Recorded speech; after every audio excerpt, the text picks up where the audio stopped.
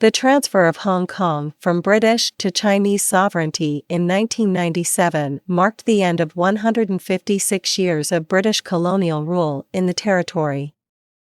The transfer was the result of a negotiated agreement between the United Kingdom and China, known as the Sino-British Joint Declaration, signed in 1984. Under the Joint Declaration, the UK agreed to transfer sovereignty of Hong Kong to China on July 1, 1997, in exchange for China's pledge to uphold the principle of one country, two systems. This meant that Hong Kong would become a special administrative region, SAR, of China, with a high degree of autonomy and its own legal, economic, and political systems, separate from those of mainland China, for a period of 50 years. The transfer was widely seen as a significant event in the history of both China and Hong Kong. For China, it marked the end of a century of humiliation by foreign powers and the regaining of control over a key economic and financial hub. For Hong Kong, it meant a transition from a British-style colonial system to a new relationship with China, and the uncertainty that came with it. In the years leading up to the transfer, there was a great deal of debate and concern over what the future held for Hong Kong. Some feared that China would undermine Hong Kong's autonomy and freedoms, while others believed that Hong Kong's economy and society would thrive under the new arrangement. In the end, the transfer took place smoothly, with the UK officially handing over sovereignty of Hong Kong to China at a ceremony on July 1, 1997. The next day, China established the Hong Kong Special Administrative Region, and Tung Chee-hwa was sworn in as the first chief executive of Hong Kong. Since the transfer, Hong Kong has experienced its share of political and social upheavals, including protests and civil unrest over concerns about perceived encroachments on its autonomy by the Chinese government.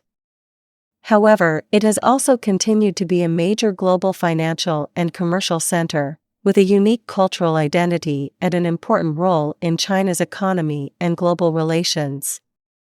The decision to transfer Hong Kong from British to Chinese sovereignty was the result of a combination of factors, including changing global political and economic conditions, pressure from China, and domestic political considerations in the United Kingdom. Firstly, the end of the Cold War and the collapse of the Soviet Union in the late 1980s had a profound impact on global politics and economics.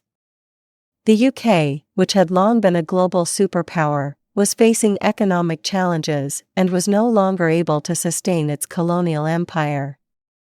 As a result, the UK began to reassess its colonial holdings, including Hong Kong. Secondly, China had been exerting increasing pressure on the UK to return Hong Kong to Chinese sovereignty. This pressure was partly driven by China's desire to regain control over a region that it considered to be an integral part of its territory, but it was also motivated by strategic and economic considerations.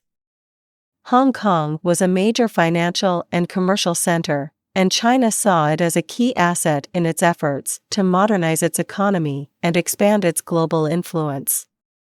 Thirdly, there were domestic political considerations in the UK that influenced the decision to transfer Hong Kong to China.